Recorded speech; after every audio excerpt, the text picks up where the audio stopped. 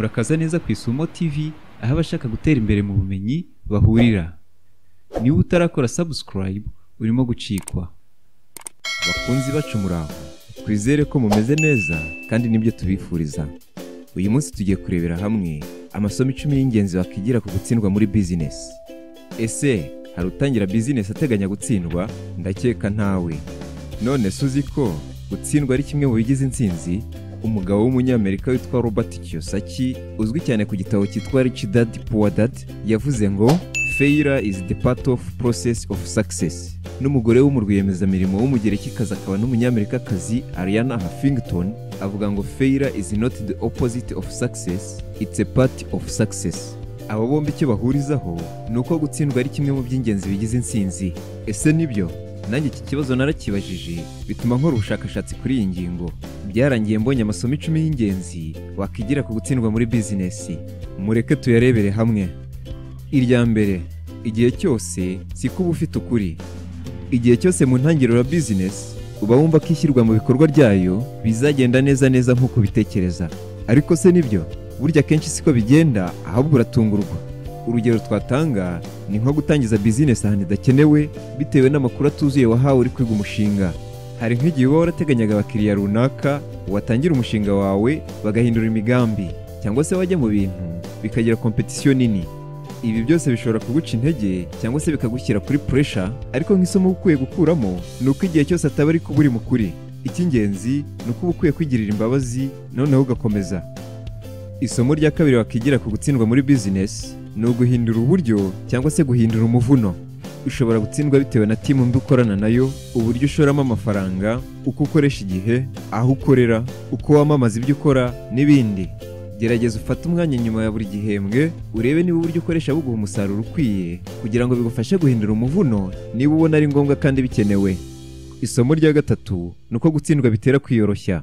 Ese hari umuntu ushobora guseka umwana muto uri kwiga guhaguruka kateye intambwe akagwa? Ndakeka ntawe, kubera ko twese urwo rugendo twarunyuzemo bidutera kwiyoroshya kuri iyo ngingo. None kuki byoroshye cyane guseka umuntu uri gukora ikintu agatsindwa kandi wowe utaragikora? Ibyo biba muri kamere muntu, kuko icyo utarakora uba wibwira ko cyoroshye. Ugikoze yatsindwa ukibwira ko biturutse ku mpamvu ze bwite. Iyo wigeze kugikora biragoye ko wamuseka. Impamvu ni uko ufite experience kuri icyo kintu ikagutera kwiyoroshya. Isomo rya kane wakigira mu gutsindwa muri business ni uko gutsindwa ntibihagarika umuntu ufite intego. Ese uzi ko mu kugerageza habamo gutsindwa? Atari uko bimeze ntibyakiswe kugerageza. Ese uzi ko ari byo bitanga experience? Umuntu ufite intego rero aragerageza kugeza abigezeho. Icy'ingenzi ni ukudacika intege. Ibi ntibikora mu buzima busanzwe gusa, no muri business ni uko. Isomo rya gatanu ni uko mbere yo gutsinda ubanza gutsindwa. Ubushakashatsi bwakozwe n'abahanga bugaragaza ko abenshi mu baherwe bo kuri uyu mubumbe mbere yo kugera ku bukire bafite batsinzwe inshuro nyinshi, ariko kubera kudacika intege bikaba byarabafashije kugera ku ntego zabo.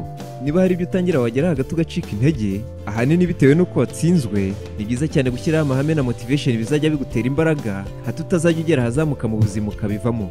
Umwanditsi w'ibitabo w'umwongereza Neil Gaiman yagiriye inama abatangira business avuga ngo don't start anything you are not prepared to finish. Bivuga ngo ntugatangire ikintu utiteguye kurangiza. Isomo rya gatandatu ni uko nta nsinzi iboneka mu magambo. Mu ntangiriro uzavuga byinshi kandi uzabwirwa na byinshi ku mushinga wawe, ariko burya igikomeye ni ugushyira mu bikorwa. Abakugira inama ku kuntu wabikora uzabona mu ntangiriro, nutangira gutsindwa ubabure uzongere kubabona mu nsinzi. Niyo mpamvu abahuye n'ibibanzuro bavuga ko kuvuga byoroha kurusha gukora. Isomo rya karindwi ni uko utamenya ko ushoboye utaragerageza. Ese uzi ko impamvu abantu benshi badatangira ari kubera guheranwa n'ubwoba bwo kuba batsindwa, batinya gusekwa? Wamenya ute se ko ushoboye utagerageje? Igerageza ugire ibyo ukora bikunde cyangwa se byange, kuko niyo watsindwa uba uri kubaka icyizere muri wowe. Ese uzi ko abenshi mu bitakariza icyizere babiterwa no kutagerageza? Bigera n'igihe bihinduka uburwayi. Gerageza rero kugeza igihe umenyeye ibyo ushoboye. Isomo rya munani ni uko ntawe wihanganira gutsindwa nkawe ubwawe. Ese uzi ko abantu hafi ya bose bafatira urugero ku bantu babashije gutsinda? Niyo mpamvu iyo utsinzwe sosiyete ubamo usanga itakwitayeho, n'abatorera ku gutsindwa kwawe baba ari bake cyane. Ni byiza cyane rero kwiyumva no kwigirira imbabazi mu gihe watsinzwe, kuko bizagufasha gukomeza cyangwa se bigufashe gutangira bundi bushya indi mishinga. Isomo rya 9: gutsindwa biguha intangiriro nziza cyangwa se bikagukomeza. Ese uzi ko abatangiye imishinga aribwo bwa mbere baba bafite amahirwe make yo gutsinda ugereranyije n'abigeze gukora imishinga bagatsindwa? Impamvu ibitera ni experience. Buryo wigeze gukora ikintu ugatsindwa, iyo ugarutse muri uwo mushinga cyangwa se ugatangira umushinga mushya, uzi ukosora amakosa kandi ufite na experience kurinda kugwa mu yandi ugereranyije n'umuntu utangiye bwa mbere. Akaba ariyo mpamvu ituma uba ufite intangiriro nziza.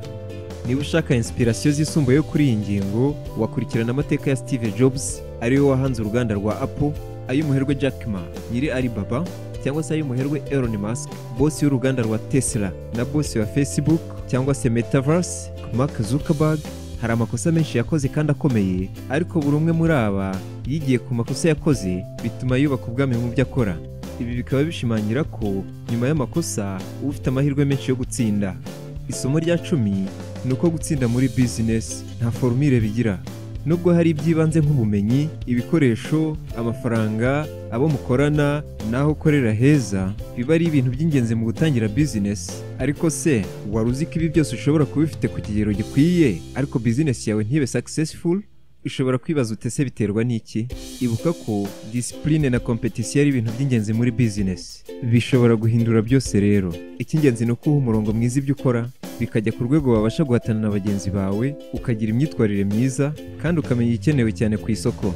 Ikiba gisigaye no kugerageza ukabikora inshuro nyinshi kugeza bikunze. Byakanga ugahindura umuvuna nk'uko twabivuze mu ngingo ya 2. Isomo rya 11 cyangwa se bonus ni uko kugira umujyanama mu byo ukora ari ikintu cy'ingenzi. Abantu benshi bakora business nta bajyanama bafite, ariko suzi ko kugira umujyanama bikurinda gukora amakosa menshi, bikagufasha guha icyerekezo cyiza business yawe. Niba ushaka gutsinda, shaka umujyanama usobanukiwe cyane ibyo ukora. Amasomo wakigira ku gutsindwa muri business arangiriye aha. Twizere ko hari inyigisho yavanyemo. Niba hari andi twibagiwe, wayandika hasi muri comments. Twakomeza tunaganira twungurana inama kuri iki kiganiro, kuko abari kuri urubuga mwese icy'ingenzi ni uko dufatanya tukazamurana, dusangizanya ubumenyi. Niba ubona hari n'uwo cyafasha, kora share nawe kimugereho. Twizere ko wakoze like, kandi niba uri mushya kora subscribe kugira ngo ibiganiro byacu bijye bikugeraho mu ba mbere. Wakomeza ukurikira n'ibiganiro twasize kuri end screen kuko byagufasha kandi byakuryohera. Abo twabanye mwakoze cyane kudukurikira. Ibiganiro byacu nakagaruka naho utaha. Imana ibarinde, turabakunda.